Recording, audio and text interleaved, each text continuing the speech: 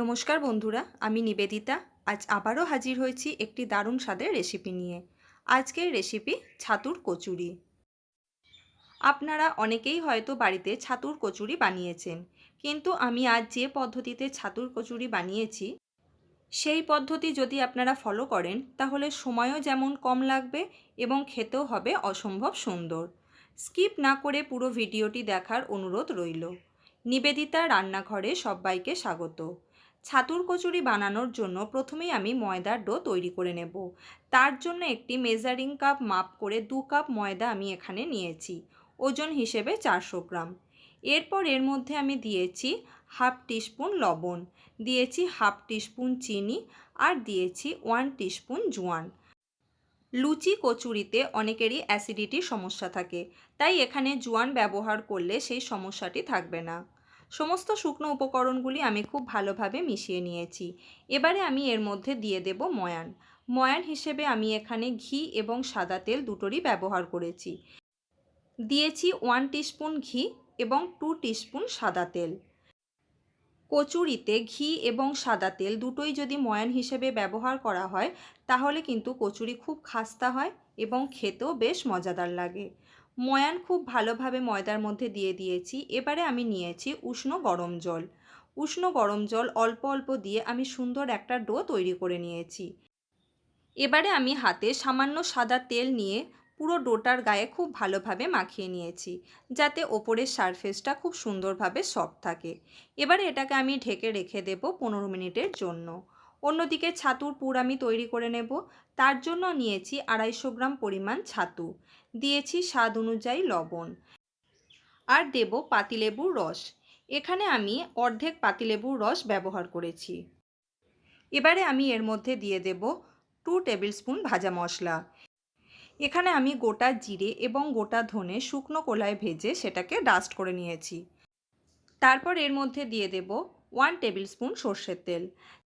এই সর্ষের তেলটা কোনোভাবেই স্কিপ করবেন না। ছাতুর কচুরিতে ছাতুর পুর বানানোর জন্য সর্ষের তেল মাস্ট। সমস্ত উপকরণ খুব ভালোভাবে মিশিয়ে নিয়েছি। তারপর খুব অল্প অল্প করে জল দিয়ে একটি মণ্ড আমি তৈরি করে নেব। এটা হাত দিয়ে মেখে নিলে সবথেকে ভালো হয়, তাই আমি মণ্ডটা হাত দিয়ে মেখে নেব। এইভাবে অল্প জল দিয়ে পুরটা তৈরি করে নিতে হবে। এর থেকে বেশি শক্ত বা এর থেকে বেশি নরম রাখলে কিন্তু হবে না। এবারে এর থেকে আমি কিছুটা করে অংশ নিয়ে এইভাবে গোল করে একটি প্লেটের মধ্যে রেখে দেব। সবকটি আমার তৈরি করে নেওয়া হয়ে গেছে। 15 মিনিট হয়ে গেছে। এবারে আমি মেখে রাখা ময়দা থেকে একই সাইজের কয়েকটা ডেলি কেটে নেব। আমরা লুচি বানানোর জন্য যে ডেলি সাইজটা করি তার থেকে একটু বড় সাইজের করে কেটে নিলেই হবে। সবকটি ডেলি আমার এখানে কেটে নেওয়া হয়ে গেছে। এবারে এর মধ্যে আমি ছাতুর পুর ভরে নেব। প্রথমে একটি করে ডেলি আমি নিয়ে নেব। দুটো বুড়ো আঙুল মাঝখানে প্রেস করে বাটির আকারে গড়ে নেব। তার মধ্যে আমি একটা করে ছাতুর মণ্ড দিয়ে দেব। তারপর আস্তে আস্তে মুখটাকে আমি সুন্দরভাবে মুড়ে দেব। আমি যে পদ্ধতিতে ছাতুর পুরগুলি ভরে নিচ্ছি, আপনারা যদি এই পদ্ধতি ফলো করেন তাহলে কিন্তু লুচি বেলার সময় কোনোভাবেই পুর বেরিয়ে যাওয়ার সম্ভাবনা থাকবে না। আপনারা যারা ভিডিওটি দেখছেন অথচ এখনও একটা লাইক দেননি, প্লিজ ভিডিওটিতে একটা লাইক করে দেবেন। আর যারা নতুন বন্ধু আছেন আমার চ্যানেলে তাদের কাছে অনুরোধ করব চ্যানেলটি প্লিজ সাবস্ক্রাইব করে নেওয়ার জন্য। পাশে থাকা বেল নোটিফিকেশানটি অবশ্যই অন করে রাখবেন নেক্সট ভিডিওর আপডেট পাওয়ার জন্য। আর আমার এই ছাতুর কচুরি রেসিপি আপনাদের কেমন লাগলো অবশ্যই আমাকে কমেন্টে জানাবেন। আপনাদের একটা সাবস্ক্রাইব, একটা লাইক এবং একটি কমেন্ট আমাকে অনেকটাই সামনের দিকে এগিয়ে যেতে সাহায্য করবে। আপনারা আরও কী ধরনের রেসিপি দেখতে চান যদি আমাকে কমেন্টে জানান, অবশ্যই আপনাদের সাথে আমি রেসিপি শেয়ার করার চেষ্টা করব। সবকটি কচুরির মধ্যে পুর ভরে নেওয়া হয়ে গেছে। এবারে আমি একটি চাকি বেলুন নিয়ে নিয়েছি। তাতে দিয়েছি খুব সামান্য পরিমাণ সাদা তেল।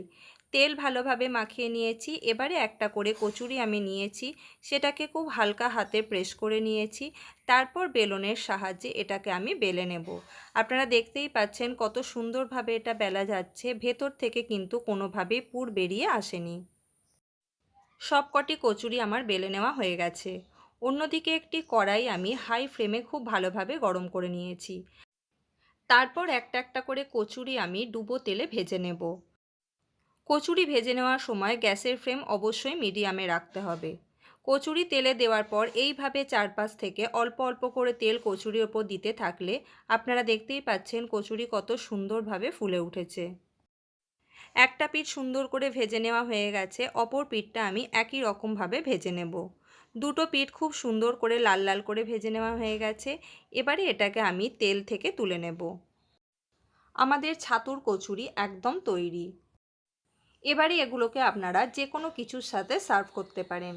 চিকেন কষা, মটন কষা বা নিরামিষের দিনে পনির, ধোকার ডালনা বা নিরামিষ আলুর দমের সাথে খুব ইজিলি সার্ভ করতে পারেন।